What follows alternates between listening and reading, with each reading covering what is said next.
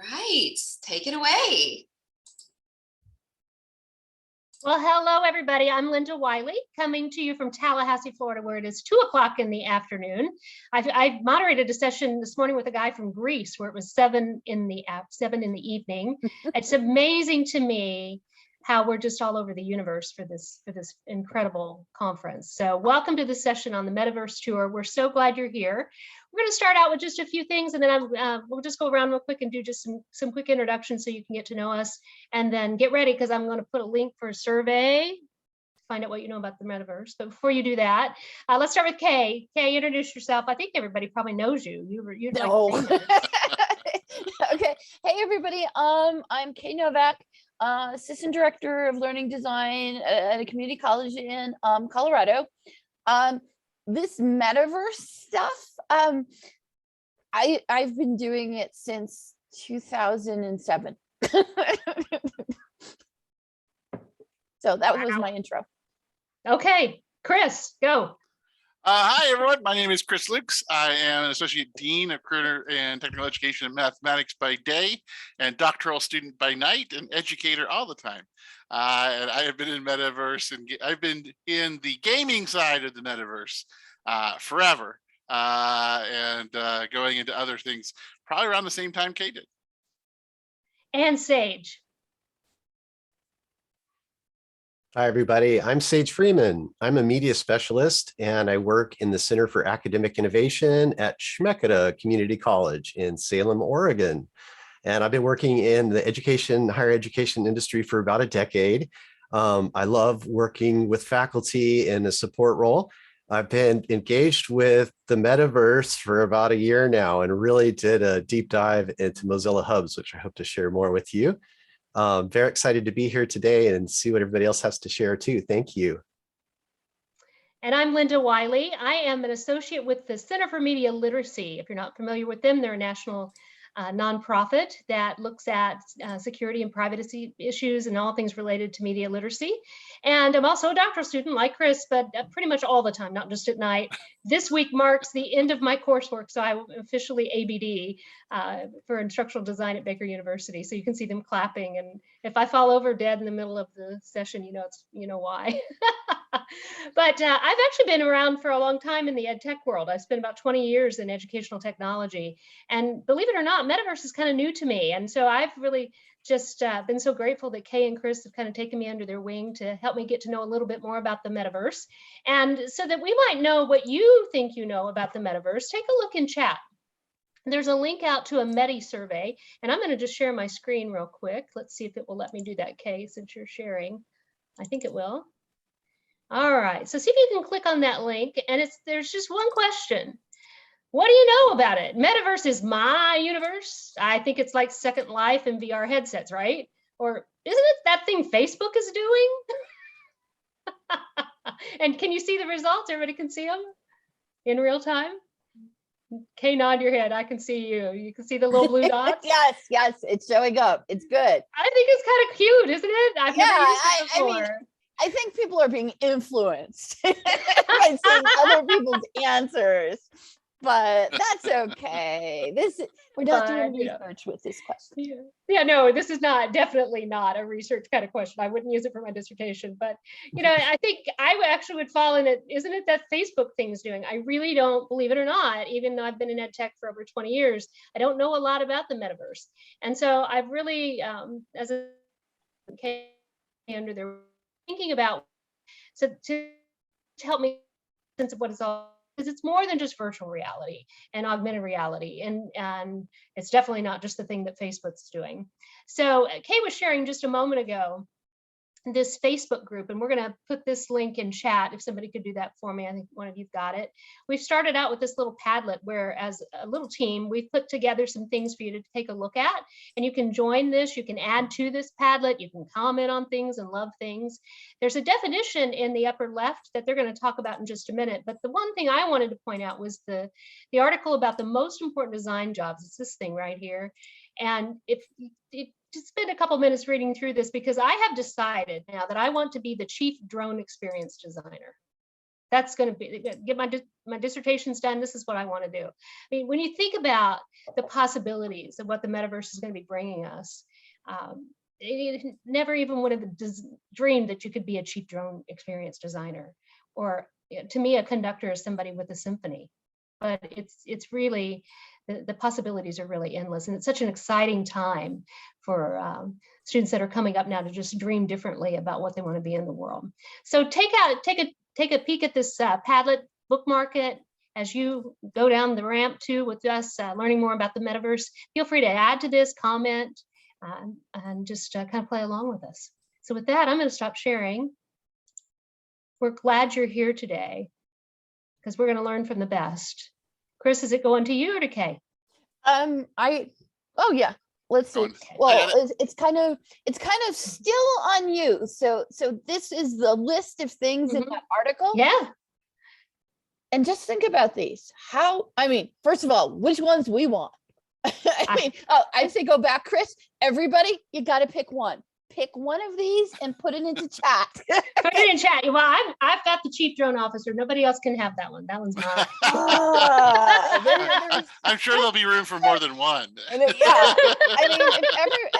so just take that one moment and type in this.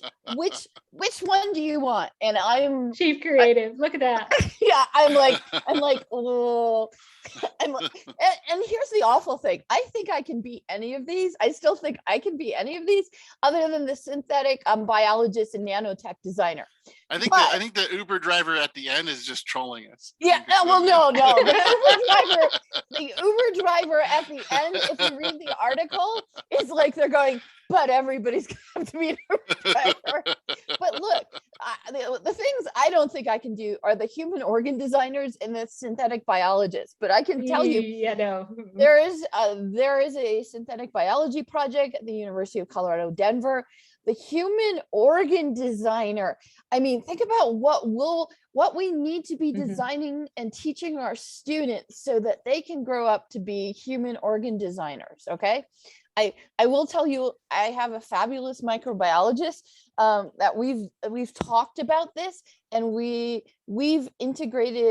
designed projects in biomimicry that perhaps can get our students thinking about the human organ designer. But all of these things like fusionist, oh yes, I can do that. Avatar programmer, yes. Augmented reality designer. Okay, I will tell you, since I have designed augmented reality, projects, I'll claim that one for now. But the sim designer, the simulation designer, or the builder in virtual spaces, in virtual worlds, the metaverse, big MMO games, it's all there. Look what Luke says in chat. Uber driver, I'm not sure about that. I think we all could be interventionists though. Yeah. I mean, I don't know how that's a thing of the future. We all need it right now. Yeah, Luke, read the full article. And Chris is right. The authors are kind of trolling. Now, this article is from 2016. So we're behind the curve. Okay. we have to catch. We have to catch up. But all of these, how do we do these jobs? Now, we all put things like what jobs we would be interested in, but think about, how do we design courses so that our students have the background and the creativity and okay, so one of my favorite things is divergent thinking. How can our students have the divergent thinking to be able to do these? Okay, now the reason why I've been in virtual worlds and MMOs and Second Life and things like this for as long as I said I have is because that's where I think the creativity can be. So we're going to pull up the definition of the metaverse. So who won with the metaverse poll, Linda? Oh, you're muted, Linda. You're muted. And I got muted. Who won? I think it's a three-way tie. Oh, so. Okay. 14, 14, and 7. Okay. Okay, so there have been virtual spaces and virtual worlds before. And this definition, this is actually Chris and I and one of our other friends and colleagues, Jerry Butchko, we did a session just about 2 weeks ago called Neoliberal Ethics, Surveillance Capitalism, and the Metaverse. And the conference we went to, it was a conference that had you have your transcript ready ahead of time. So not like rifting, like kind of like how we are now. You had to have your transcript ready ahead of time because it was in a virtual world and it got fed into it's called an easy speak as you were talking. So I had to write this out. So I had to go ahead and give this definition. So this is my definition of it. So if you have to quote anybody, you can quote me on it. What is the metaverse? Well, we're working on it. Okay, the term the metaverse was first used in a piece of fiction called the book Snow Crash. Snow Crash is a great read if you want to feel like you're tripping on some kind of drug without having to actually take that drug. It's not a linear story, but what it brings into is it first talks about social virtual worlds where everybody can go in as an avatar and where you can do things that are possible in real life.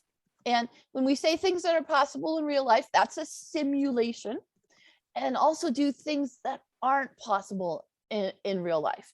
And this book has been credited for, like it says, lots of virtual worlds, augmented realities, apps, and it really gave us our first idea of what a virtual world would be like. And the author of the book Snow Crash, he in interviews, he said he wrote the book the way that he thought a computer would write the book. So that's part of it. Now, you might have been hearing a lot about the metaverse from Mark Zuckerberg. He has changed the Facebook name to Meta. He did that for business purposes. And does anybody here, and you can just type for yes or N for no. Anybody here watch Bloomberg News? You just type in a Y or an N. No, it's okay if you don't. Okay, I'm seeing some yeses. Okay, if you ever put Bloomberg News on the station, and they have a radio station too, at what is it? It's at 5 p.m. Eastern time, and I don't get to watch that because I'm still doing work. And then it hits again at 9 p.m. if you're here in Colorado Mountain Time. They have a technology show. I will tell you, every day there is at least a section on the metaverse and discussions about the metaverse. And if you listen to them, the world you hear most about is Decentraland, and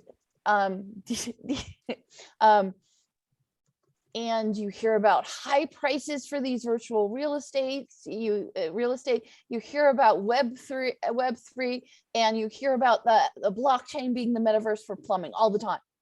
And you hear about how people are going to make money there. So you're hearing some very different things. From veterans who have been in social virtual worlds for a long time. The metaverse and Snow Crash is not new. We just don't usually call it the metaverse. We usually just refer to it by whatever virtual world you're in. But people who have been in virtual worlds for a while totally know the idea of the metaverse. And for some people, it's just brand new. While some other people, I will tell you, don't think it's the metaverse unless you have virtual reality attached to it. So there's lots of different ways that people are thinking about it. Oh, and this is a build from last year. And this is in a virtual world called Second Life. And yes, it was a plot of virtual real estate, and we made it. We made it floating in the air on a platform of the book Snow Crash, and we took out some of the themes and ideas from Snow Crash and had it as a landing site for a book club that we're involved in. So just to give you a visual there. Okay, so Chris. Sure, next up. So we have a couple definitions just because the metaverse is a very, very large definition. So some things you may not be familiar with is the word virtual worlds. And these are immersive online environments that allow individuals to interact with each other, and the environment is accessible 24/7 and also is persistent. So those are things. So one of the key words you see from there is avatar. So these are things like we talked about. It's like some of the games we'll show you today. These Second Life, these are all immersive environments. They are there. Whenever you leave, the environment does not cease to exist. It continues on, and so you're interacting. Majority of the other players will be most other characters you come across or avatars you come across will be usually individuals. However, there are getting better with non-player characters versions in games. And also in these immersive environments, which aren't game-based, you will also have folks that are building the equivalent of NPCs to be able to greet people and work. You're getting into this a little bit of AI, a little bit of scripting to help them do some basic chat features to direct visitors to key areas that the owner would like them to go to. So that's what you have. You have these virtual environments, virtual worlds. And the other thing about these is these are typically going to either be client-based on a laptop or a desktop, or they'll be browser-based. So that's the other thing about it, is so that you also have it. Some of these worlds are been crafted to be able to be delivered on your browser, and you're not actually downloading a client onto your actual desktop or laptop. So the other piece we have is the buzzy. Virtual reality, yay! And so this is artificial computer generated environment where a person can immerse and interact with through a headset.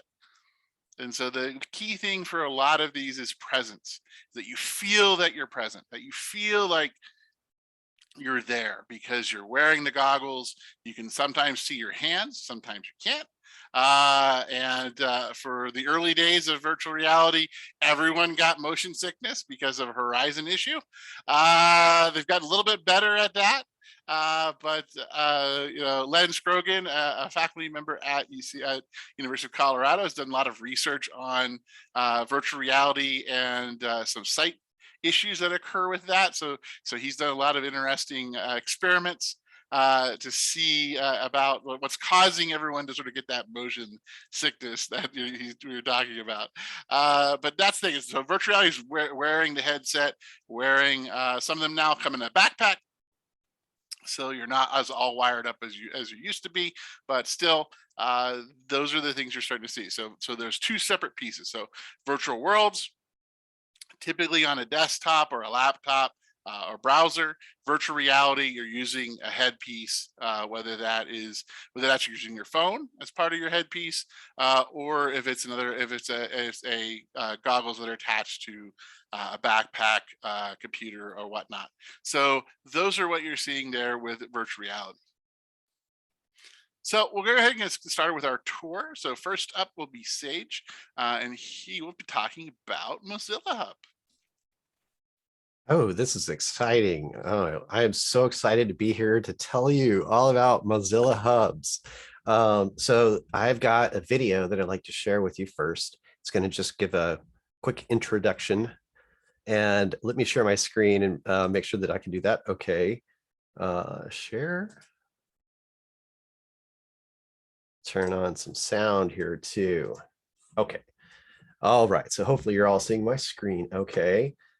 First, I just want to start with introducing our session, and then I've got a short video to play, and then I want to tell you a little bit more about Mozilla. I've only got about 5 minutes here to tell you about that. We're going to be presenting on engaging learners with Mozilla Hubs. Mozilla Hubs is a private social space where you can create rooms and visit with students and collaborate with them in 3D. You can also do it in virtual reality using VR headset. So this uses the WebXR standard for 3D and VR in the browser. And so it's also available by Mozilla for free It's distributed under an open source license, and it's made by Mozilla, our friends who also created Firefox. So they do have high standards for privacy, and it's just a fun and easy tool to use, I think you'll find. We're going to be covering some getting started tutorials and also some learner activities. Let me just go ahead and jump right into the video here. Hi, welcome to Hubs, your place to get together online. We've been busy building out a new look. Let me show you how it works. In Hubs, you create private virtual spaces called rooms. To get started, head to hubs.mozilla.com and press Create Room. When you're ready to jump in, click Join Room. You'll be asked to connect your microphone so you can chat with your guests once you invite them. And that's it, your space is all ready to go. And now it's up to you to decide what to do with it. Teach a class, host an event, collaborate with your team, or just hang out with friends. Hub's spatialized audio makes it feel more like getting together in the real world. Our new user interface makes it easier than ever to use Hubs on your computer, phone, tablet, VR headset, or even your smart fridge. Okay, maybe not your smart fridge. You can access all your controls from the bottom menu, share your screen or webcam, place media in the room, or use an emoji to let your friends know what you really think. We're especially excited about the addition of the new chat sidebar. Now you don't ever have to worry about missing a message. Just pop it open and catch up on the conversation. Want to change the room scene or pick a new avatar? You can find these settings and more in the More menu. There are thousands of community-created scenes and avatars that you can choose from. To invite others, all you have to do is send them a link. No downloads, installation, or accounts required. To grab the URL to the room, just click the Invite button. Hubs is a customizable open source project by Mozilla. Try it out today at hubs.mozilla.com. And if you've got any feedback, questions, or just want to say hi, join our community and let us know what you think.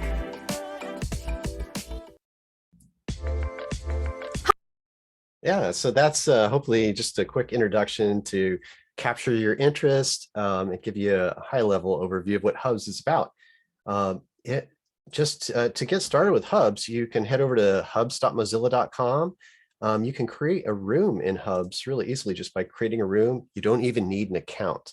If you do sign in, all you need to do is provide an email address, and you'll get a magic link back to be able to do more things like favorite rooms, create avatars, manage room settings. So there's some benefits there to actually creating and signing in there, creating an account. So I'm here in Hubs right now, and I just wanted to quickly show, I'm going to share my web camera here. And this is a main hall space. This is like the default space that you get when you create a room in Hubs. Hey, everybody. Here I am in the metaverse right now. And in fact, I am using an avatar. This is my avatar right here. It's a Ready Player Me avatar, customized. I've customized it. But here I am. If you want to get any more meta than this, everyone? This is me looking at myself talking to you about the metaverse right now. There's lots of things that you can do in here. And so some of the things that we're going to be talking about in our session are activities for learners. So for example, I just showed you how you can share your web camera, but you can also share your computer screen. You can share presentations and files and media. There are whiteboard tools for diagramming and whiteboarding, creating activities with whiteboards. You can also add 3D models into these spaces and interact with them. There's opportunities for video watch parties, so you can watch media together. You can also use avatars for role-playing or for group activities and other creative use cases there. We're going to be sharing some virtual scenes that we've curated and created in Hubs. And so just want to give you a quick sneak peek at one of those scenes that we'll be talking about in depth tomorrow. We think of this as like an open education resource because Hubs supports Creative Commons open licensing, and you can use Hubs to create your own rooms and scenes. This is a classroom scene that we've created here where students come into the scene. It's really meant for group presentations where you can place your content on the walls. If you're interested in Hubs and want to get more involved besides just using Hubs, you'll find that you can use the Spoke editor. And so there's an editor, it's a visual designer for creating rooms in Hubs. So for For example, here are some of the projects that I've been working on. If we come down here and find this project that I just showed you, this is what the editor looks like, and it's web-based. You can come in here and add all kinds of content. There's access to 3D assets through the Sketchfab repository. And there's just a lot more here that you can do that's really exciting for a free, open source, easy to use tool. So why don't I go ahead and please stop sharing and rejoin the conversation here.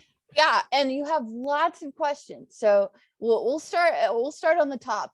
Some of us have been trying to answer them, but then there were some very specific ones. Okay. Jane asked if you already have a Mozilla account, will it use that? And I just didn't know. So. Oh, you know what? I don't think so. I think you have to create a Hubs account, but all you need is an email address, and they don't store any of your personal information. What's really great too is if you want to use it with students, they don't have to create an account themselves, just to join a room with you. What is helpful though is if you show students Hubs in Zoom, for example, it's always a good thing to show how to work in Hubs before bringing students or others into it. And then you'll show them how to change their names so they can identify them correctly in the room. But no accounts required for that. And then another question, does it play best in Firefox or is it browser agnostic? I have my thoughts, but you go ahead. You bet. Yes. Yeah. So like I said, it's using open or industry standards. WebXR is the standard that's being used. And so that actually is interoperable, works across multiple browsers, devices, VR headsets. And so, yeah, so hopefully that answers that. It's but you don't have to use Firefox. In fact, it works better in Chrome, just so you know. Okay, and then the discussion started about how accessible is Hubs, and also about working with a screen reader. Yes, in fact, I just attended a session this week was on a session about making Hubs more accessible, and they were doing custom development to make it more accessible to screen readers.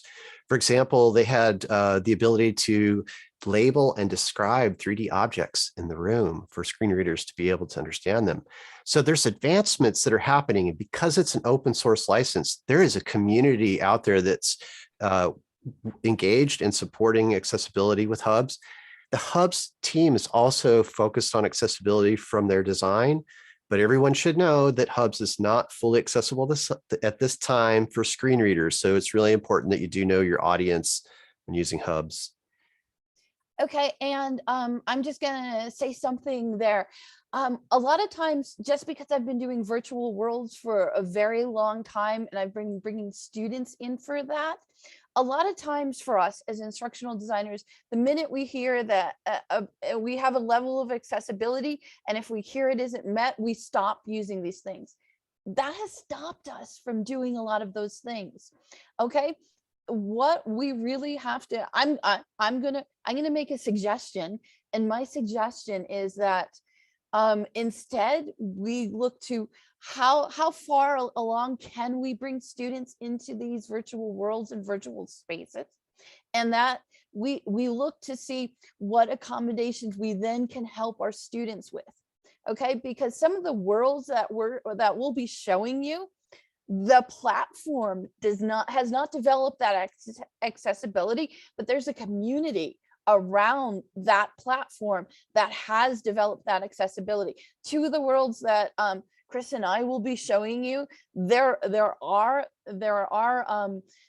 groups that are out there that have figured all of that out. Like I told you at the beginning when I showed you the definition, one of the worlds we go into, the way that they do it so everyone can be part of it is you have your transcript already out there, and you put it into the speakeasy, because there are a lot of people who have auditory problems who go into that world. So the text is there waiting for them already. Now, I know accommodations sometimes mean more work, but I'm really going to say, if we keep with a mindset of not exploring these things and not taking our students in there and letting them do it, then how are we going to get to our students to be able to be ready to do those jobs that we showed at the very beginning? If we limit ourselves just to like LMSs and building modules and PDFs. Okay. Yeah. And Sorry, just that to was my comment soapbox. a couple, just to follow up on the rest of the comments there in the chat too. So yeah, that equal entry is where I saw that that presentation this week. Really good. So there's definitely some work being done to improve on what's available. And then also I see somebody listed the GitHub repository with the considerations for accessibility. Thank you for that. And then, maybe consider universal design principles and have some alternatives and choices in your lesson planning. We do think Mozilla is still somewhat exploratory at this point. And so Sage, thank you so much. What time is your session tomorrow? Yes. So let me just make sure I give the right time. Yeah. I know you're not in the mountain time zone. Yeah. So I'm in Pacific time. So I have it at 10 a.m. Pacific, and I believe that is 11 a.m. Mountain time. Right. Absolutely. We're going to go on to, thank you so much for this. We're going to go on to some more spaces. But did you notice when he was showing us the spoke thing about bringing the digital assets in? I mean, when people, unless you're in a very, like indie game company that's really just a startup, what you're dealing with is you're usually dealing with a lot of digital assets that have already been built. And the game designer is the person who decides what assets are coming in, and also the person who's pulling the scripts or the coding for the different movements and the things that can be done. So going into Mozilla Hubs and even having your students go in there, you're starting to get them thinking and building in that kind of framework. And that would allow them to then go ahead and get skills that are transferable to the kind of jobs we showed at the beginning. Because all of us who have been working in educational technology, when somebody asks you like, oh, have you ever used this LMS? And you say, no. And you go, but it would take me a half an hour going in just to check around the things and learn how to drive it and learn how to do things.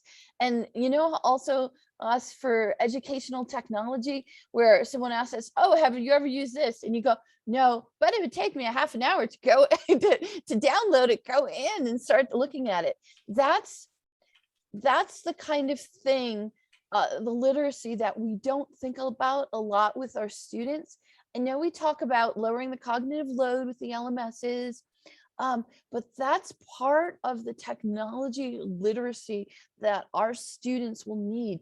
So you do need to still have spaces where they can go explore things, figure out how platforms work, and then be able to transfer to other similar platforms. Okay. All right, so next up we have Roblox. So how many of you have heard of Roblox? Type in Y if you know Roblox. You heard of Roblox?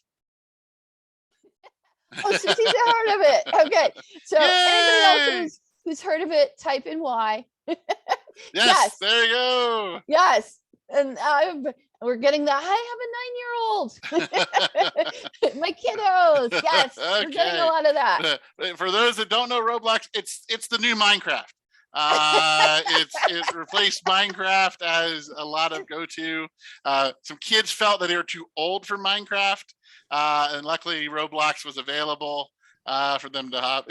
Yeah, look, it's like, if you have kids, you know. Yes, it is a public traded. And what I'm going to say is, like, Chris took this screenshot. He's going to go run around in it. But if you look at some of the, if you look at some of the things across there, like I was saying that when Sage was showing us how you can look in the repository for some for some digital assets. Roblox is like the same thing. If you put your students into Roblox, again, they're going to start learning about game design and designing platforms. Just thinking about it.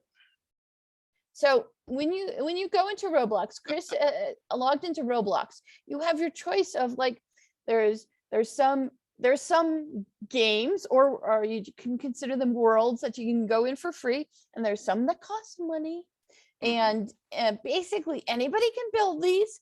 So it's big and open. Oh, you're getting a bad request. It's having some problems. Okay. So we'll hop into the designer. So this is the design side Roblox Studio.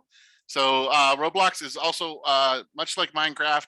Roblox has the option to allow individuals, their players, to create their own games, to create their own platforms, to create their own worlds inside Roblox platform. So you can either go into pre-built ones that the company as well as others have created, or what you can do is you can come in and you can start creating your own. And so this is the designer that you have for Roblox.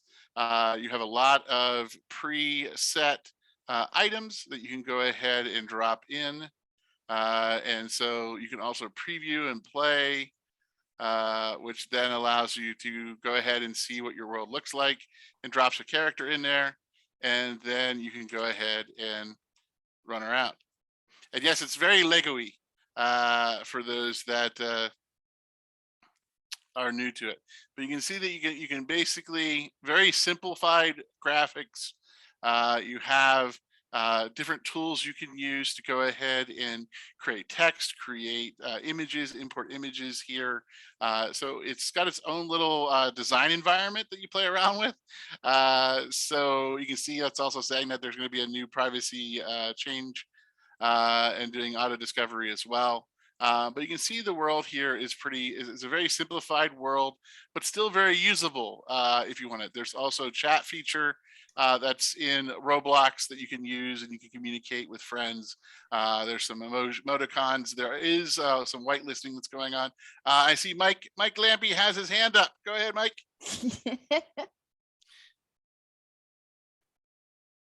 Oh, I was just raising my hand up that I heard of Roblox. Sorry. Oh, okay. You're gonna call me out, Chris. Gosh, no. Well, your hand was up. I know. I'm just stretching digitally. Yeah. You're just like, you're like, I'm in a cast. Yeah. I'm always being called on. Thank you very much. Yeah.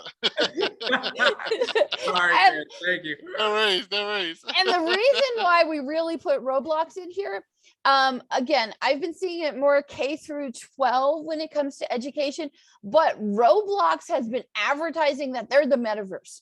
They started advertising it even before Mark Zuckerberg was claiming to be the metaverse. They have about a year ahead of them. Anytime the Roblox CEO was out there, he was saying, we're the metaverse, we're the metaverse. Okay, again, while Bloomberg News will tell you the metaverse is about using a cryptocurrency and you're using the blockchain, for a lot of companies, the metaverse really means getting into a virtual social space where you have an avatar. And the reason why social media companies are interested in that is because they don't have any place else to go. This is their growth area. Facebook got everybody, okay? and people who are younger don't want to go on Facebook. And quite honestly, I would not be on Facebook if not for a professional organization I'm involved in. I would not be on Facebook myself, okay? And Sage, yeah, no one company can claim the entire metaverse. Yes, please keep remembering that. Now, I'm going to quickly ask, because Chris, you're going to switch. Yes. You're going to go ahead and switch to another world. How many of you have either read the book Ready Player One or saw the movie Ready Player One? Yay! Okay. Yes. Book and movie, absolutely. From my librarians who do YA, young adult, they Ready Player One has been like a favorite for quite a long time in the young adult readings. Okay, Ready Player One is an example. The universe that's there in Ready Player One is an example of the metaverse, like the huge metaverse. So if you're trying to get ideas there, yes, that's that's the metaverse. And Chris is gonna what he's gonna pull up is an MMO, or some people say MMORPGs. And it's a massively multiplayer online game. And this one has been we've used it for quite some time in education, and we still play with a bunch of educators, like 2 to 3 nights a week. So that's why we're going ahead and we're pulling this one up now. The metaverse does encompass these kind of games. The definition of the metaverse is people going online, being social, doing things, and there also being some sort of currency system. And Chris, are you ready to share? Yeah, I'm just pulling it up right now. So okay, takes a little bit. Let's see. Okay, so how many, and you can type in Y or N, how many of you play an MMO? Yeah, Deanna. I knew she was gonna say yes. Yes, Misty. And there's a lot of them. And your students will play one for 6 months and then go start another one for 2 years and then play another one for 3 months, and they might be playing all of these simultaneously.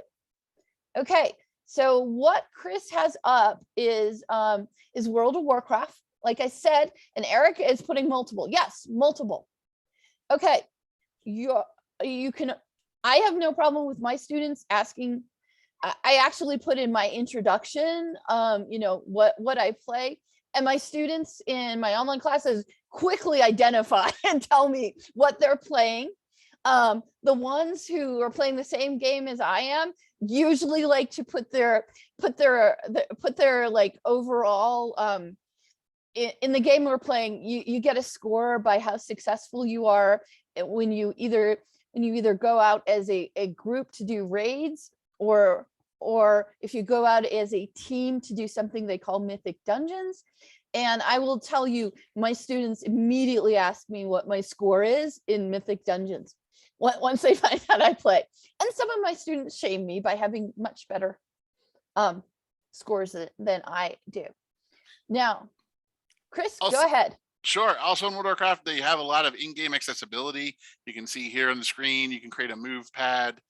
You can create alternative full screen effects. You can have increased contrast for quest text.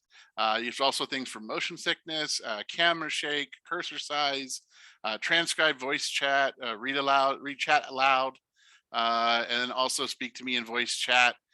They have integrated a voice chat in the game as well. There's also a huge separate portion of the metaverse, which is about add-ons. Add-ons are all of these extra things that are created by players, companies, everything else to modify the game. So we talked about Minecraft earlier, and you heard about modding. That's basically what World of Warcraft allows its players to do to a certain extent. They allow you to mod and allow you to do different things. You can change up what the interface looks like. I'm not using a standard interface here. There's lots of tools that you can do to play around and change things. There's a variety of different things to do to help improve your gameplay. There were stories, World of Warcraft has been around for a very, very long time. There have been entire guilds that are dedicated to accessibility in World of Warcraft, and tested out different things and shared different things. A lot of our guildies that I've been in have been dealing with various ability levels. So they have found different ways to still play the game at a high level. Also, you have there's also a story about a rogue who was a legally blind player, and so how he navigated was by audio cues in the game. So he set up add-ons that allowed him to tell, like, if players were within a certain range of him, where the boss was, different things like that, and they were able to help build a environment in which he could be very successful and do end game rating and be very successful in end game rating. So there's lots of things that you have. World of Warcraft is also so large that there's lots of players who aren't playing the game anymore. So originally it was a game, you go, you level, you do all this stuff, but a lot of players now have shifted their focus to other things. So a lot of it is playing on auction houses. And so you're dealing with a lot of economics, you're dealing a lot of buy, sell type of things. So there's a lot of different applications in here. There are role play servers that are dedicated to role play.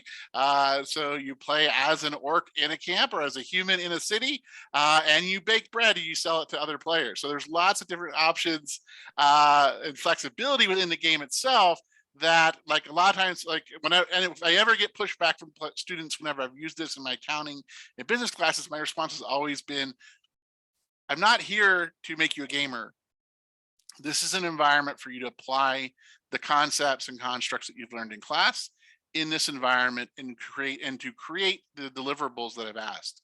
I'm also flexible for other platforms like Guild Wars 2 or other similar genre type of courses. So this is World of Warcraft. It's very, very large. Yes, you can go to Steam, search for MMOs. There's tons of them that are out there. Lost Ark is where a lot of people are going to. New World was interesting until they kept having to kill their auction house because they kept messing up and creating loopholes and exploits for players. Chris, I'm gonna have to take it away really quickly. Sure. and the reason is because we have almost no time. You watch chat. I'm just gonna show this real quick. Yep. Okay. Can you see my screen? Yes. Okay, this is Second Life, one of the virtual worlds we've been talking about that has been around for a very long time. Today at 3:00 Mountain Time, Beth, Beth Ritter Goose. I know her from her avatar name, which was Destiera Stockton. A lot of us, when we go in these worlds, we're known by other names. She will be doing a session on Is Second Life Dead? And it's like, for the possibilities of education, no. This is me. We are just on our build about how to fix the internet, because that's who we are. Okay. And my avatar, I'll scroll in. I wear clothes in virtual worlds that you wouldn't want me wearing in the classroom. But this is always my opportunity. So if you ever see me window shopping at something for like 16-year-olds, my avatar will wear it for me instead. Okay. So I'm just gonna fly around here really quickly. Where I'm at is a build, and it is supposed to be about it is a space build, and you were supposed to have meteor things, but each of the groups that are here, they've put on an educational exhibition. This is available in Second Life. You can go ahead and roam around. As you can see, this is where I want to do my education. This is where our students will learn to be the kind of designers that we had at the very beginning, where they can conceptualize, well, how are we going to do this? Like, what are we looking up here? What are we trying to demonstrate? What are we putting here? A lot of times when people go into virtual spaces, they try to recreate their campus, their face-to-face campus. And it's like, why are you doing that? Why not build the most interesting thing that you can possibly think of and have the students learn from that? I know we are out of time and we have to give this Zoom account back. We did have one question about how do we address the dark side of the metaverse? Oh, how do we address the dark side of the metaverse? Well, it depends about what dark side you're talking about. And that was what was in CBS this morning. So if you go to the Padlet, There's a great clip about it it's right in the middle of the Padlet right now. It actually looks like Baker University posted it, but that's what they're talking about, is the kids that are running into some trouble, not just with inappropriateness in terms of graffiti and images, but also just spending their parents' money without their. Oh, So- yeah. Yes. Okay. Well, one thing, we didn't have time. So Chris, you take the screen back, please. The thing of it is we have to leave. So we weren't able to go into Decentraland. Decentraland epitomizes what Bloomberg News is talking about, and they only give you a very limited thing when it comes to, unless you share a Bitcoin wallet, they don't let you have full access. So here's the thing, all of these sites will try to get your wallet or your credit card. Don't let them. That's one of the things about the dark side. And Sage, be careful with Decentraland. Yes. And that's why I want us to go into it, but we didn't have time. And that's the thing is that each of these worlds are in different varying levels of newness, and they're learning about it. One of the things we're seeing already is a lot of these new worlds that are coming out are dealing with the same issues that places like Second Life and World of Warcraft have been dealing with since their inception. There's always going to be trolls, there are always going to be griefers that cause issues, that do inappropriate things, that say anything, or like today's griefers are Zoom bombers.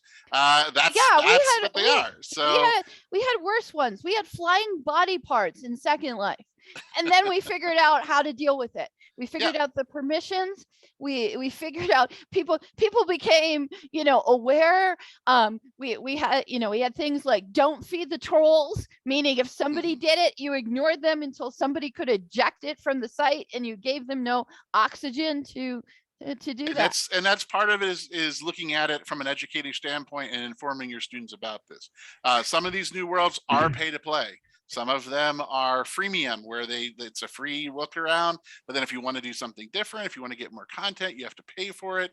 For me, whenever I went in, I did not require my students all I did is require them to buy a 1 month subscription to the game, and then I gave them in-game gold to be able to do what they needed to do based on my class example. So there's lots of different ways you can do it and build it in, but again, that's something that it's building your knowledge as an educator of these worlds to help provide that protection for your students. And Chris, we have to go. Yes, I know we have to go. Because so sorry everybody, but Elk, we have limited accounts. Yep. We don't charge. Yeah, so I'm about to interject, but absolutely wonderful presentation. Maybe we can get a Discord channel for just this, because I feel like there's so many questions to explore.